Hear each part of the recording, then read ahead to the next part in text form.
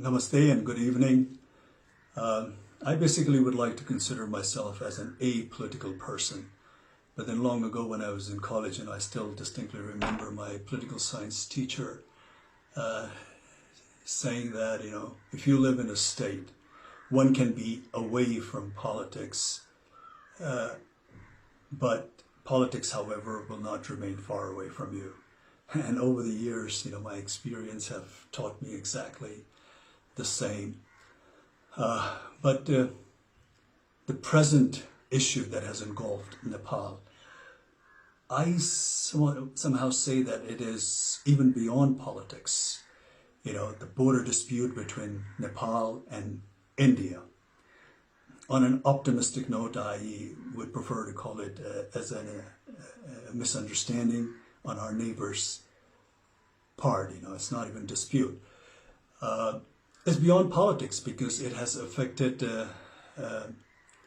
all of us. It has struck the raw emotional chord of every Nepali like myself, irrespective of our backgrounds, of our ethnicity, political affiliation, or religious belief for that matter.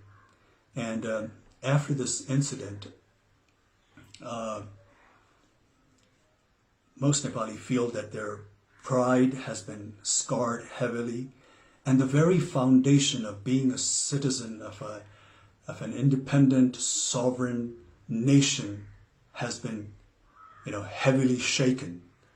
And this, of course, as you can see from the development of the current situation, is absolutely unbearable and simply unacceptable. Because, you see, this is a nation shaped by the distinguished gallantry exhibited by our forefathers, with the support of Nepali people of all backgrounds, all ethnicity. And I do not say that, in our history and in the past, that we haven't displayed any weaknesses or compromises, but whatever sacrifices we have made in the past has been for one and only one reason, and that is to preserve and retain our independence and sovereignty. Therefore, the present landmass that we call Nepal has not been shaped without paying a price. Therefore, the territory of Nepal is something that the population of this nation, under no circumstances, are willing to compromise. And it's not a big deal, because I'm sure India India not only understands this very clearly, but also highly identifies with this emotion, because India itself has gone through an arduous struggle against the heavy-handedness of its colonial powers. But we do not want to dwell on unnecessary braggadocio. Like we said, we in the past, in history, we've had our weaknesses. We had, our share of shortcomings. There was a phase of ignorance. There was a phase of, absent of political will amongst the political parties of the day, or the display of apathy by our political leaders of that time for some reasons. And, the more than sporadic political and social turmoil over the years that took place in this nation, of course, has not been of any help. And also, not to forget, the friendly cooperation that we have extended to our neighbors, taken undue advantage of. But then again, now the time has, of course, evolved, the time has changed, and the population of Nepal, especially the youth, is of course not that of 1816 or 1857 or 1923, or for that matter, not even 1950 or 1962. The way the current scenario that has developed, clearly establishes that the population of this country are not going to accept any form of injustices lying down. Therefore, this time around, it's not even enough to appease the incumbent government alone, because this issue has been so passionately embraced also by the people of Nepal, that unless they think that they have been dealt justly and fairly, I, sadly and regretfully have this intuition that this bone of contention between the two countries is going to persist. And this sort of, a deadlock between two neighboring nations who for such a long time in history have shared common values, common culture, tradition, religious belief to a large extent, is going to affect not only the two nations concerned, but also going to hamper the progress and rob the much needed peace in this region. Therefore, in recent news, when I hear that, when India cries wolf vehemently, denouncing China, not showing respect to the sovereignty of India, and proclaims how China does not care for India's national or territorial integrity, it just seems like a case of pot calling the kettle black. And and India, for no doubt, India today is being a powerful country, not only of this region, but also a force that is to be recognized and respected globally. Needs to project or show some kind of magnanimity befitting the stature of such a nation, especially when it comes to its friendly neighbors. But Nepal basically only wants fair deal based on fact and statistics. It is only demanding to have what truly belongs to her, not more, not less. Nepali people will always want cordial, lasting relations with India. Whenever Indian government had extended some warmth of friendship, Nepali people have always reciprocated with open heart. I recalled the very first visit of Honorable Prime Minister of India, Mr. Modi, to Nepal as a Prime Minister. And the warmth and the fraternal affections and the goodwill was so infectious that Modi ji stepped out of his motorcade and went amongst the elated bystanders, to the bewilderment of 3 or 5 layers of security that was provided to him. The crowd not only spontaneously cheered and showered him with all kinds of praise, but treated him like a rock star. And to be honest, to be frank, I have yet to see that kind of reception meted out to our own leaders so spontaneously and voluntarily by the crowd of Nepal.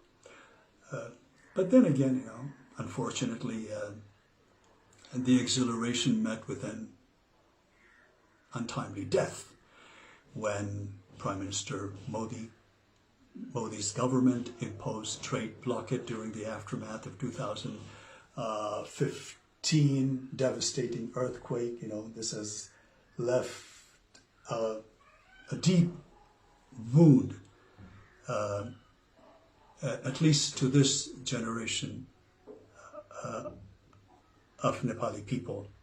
Therefore, time and again, this untimely blockades and with the lopsided treaties and agreements and unresolved border disputes and not to mention taking advantage of the weakness of our political leaders,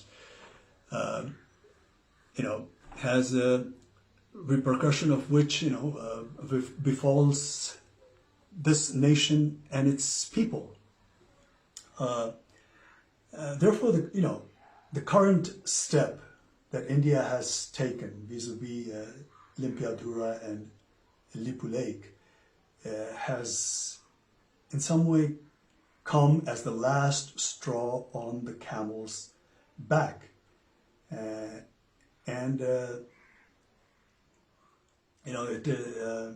is not at all in the benefit of not only the two concerned nations, but also for the entire SAARC region, to say the least. It definitely not conducive for a nation like India that's marching ahead with global ambition, to have more than a share of neighbors that it has a hostile, relationship with. And the hostility looming in the air need not to persist, because anger and malice is going to take us nowhere. The consequence, of course, is going to be far more damaging for both the countries. And at this time of global crisis, in a pandemic like this, where the whole world is suffering, India, being a powerful country in the region, needs to respond to the need of their less fortunate neighbors. And this kind of action will only raise the level of India in the international arena to the next level. And as one Indian politician, a seasoned Indian politician, rightly foresees, India as a development power, and its rise is being linked to its ability to provide governance solution to the development needs to countries in Asia and Africa.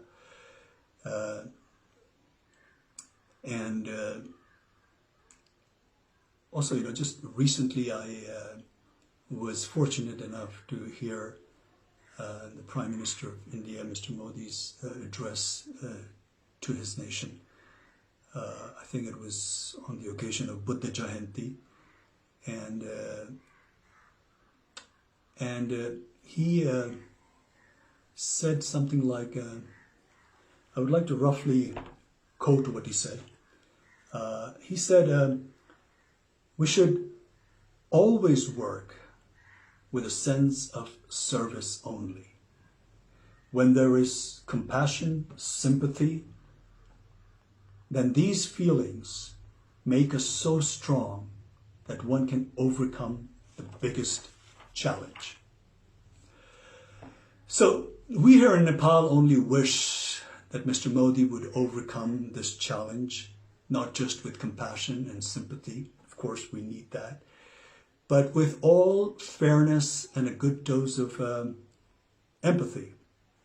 Because we here in Nepal take the border, like I said, misunderstanding on an optimistic note, on the Indian part, with great deal of regret, and ask to return what is justly belongs to Nepal. All the historical evidence clearly points out, proves that Limpiadhura and Lipu Lake region is in all fairness part of Nepal. Therefore,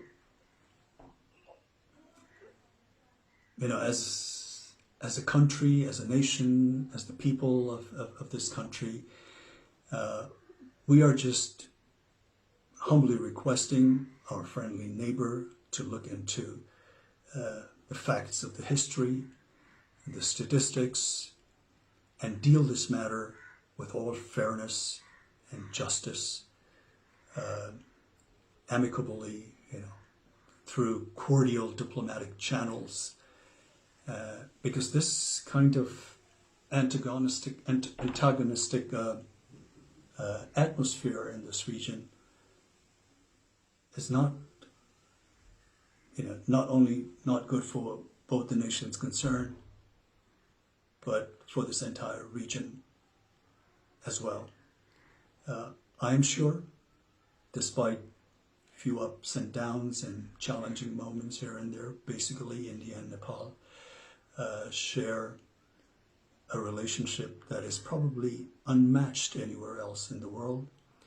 And this challenge that we're facing at the moment right now, India will deal very fairly and justly and come out with a solution that appeases the Nepali population and makes them feel that they have been dealt justly. Thank you.